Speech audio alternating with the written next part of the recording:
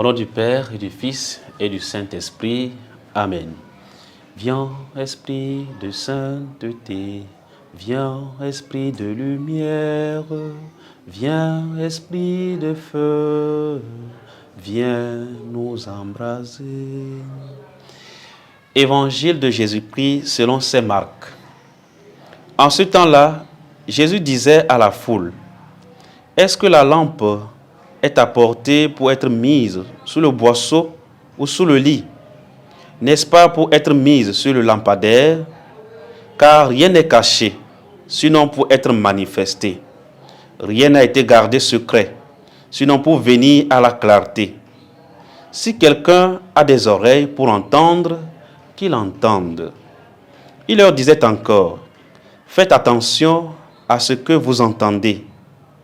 La mesure que vous utilisez sera utilisée aussi pour vous. Et il vous sera donné encore plus. Car celui qui a, on lui donnera. Celui qui n'a pas, on lui enlèvera même ce qu'il a. » Acclamons la parole de Dieu. Louange à toi, Seigneur Jésus. Bien-aimé de Dieu, loué soit Jésus-Christ. Aujourd'hui, nous sommes jeudi 30 janvier 2025, jeudi de la 3e semaine du temps ordinaire. Et en ce jour, la parole de Dieu nous rappelle notre vocation à être celle de la terre et lumière du monde. Jésus, à travers cet enseignement dans l'Évangile, nous invite à faire voir notre foi, à faire voir les fruits de notre appartenance à Dieu. Les bonnes œuvres, les bonnes actions que nous réalisons au nom de Dieu doivent être connues de tous. On ne peut plus avoir peur d'appartenir au Christ.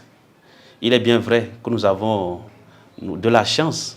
Nous pouvons exprimer notre foi sans peur. Dans certaines localités, les chrétiens, aujourd'hui encore, ont de la difficulté à exprimer, à vivre leur foi.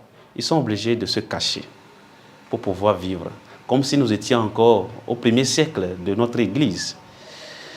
Le Seigneur nous invite à mettre notre lampe sur le lampadaire pour qu'elle brille. Nous sommes appelés à être la lumière du monde. Qu'à travers nos actes, notre manière de vivre, nous puissions rendre témoignage de notre foi. Ainsi, les gens nous voyant peuvent dire, voilà, ce sont des chrétiens, voilà ce témoignage qu'ils rendent. Et le Seigneur, à la fin du texte qui nous est proposé, nous dit, celui qui a, on lui donnera. Celui qui n'a pas, on lui enlèvera même ce qu'il a. On peut se dire, mais celui qui a déjà, c'est déjà suffisant. Pourquoi encore lui en ajouter? Nous sommes appelés à produire du fruit dans notre vie de foi. Celui qui met en pratique la parole de Dieu porte du fruit, comme nous l'avons vu dans les jours précédents. Aujourd'hui, nous sommes appelés par notre témoignage, notre vie de foi, à porter du fruit en abondance. Car celui qui met sa foi en Dieu, celui qui exprime et vit pleinement sa foi, voit les miracles se réaliser dans sa vie.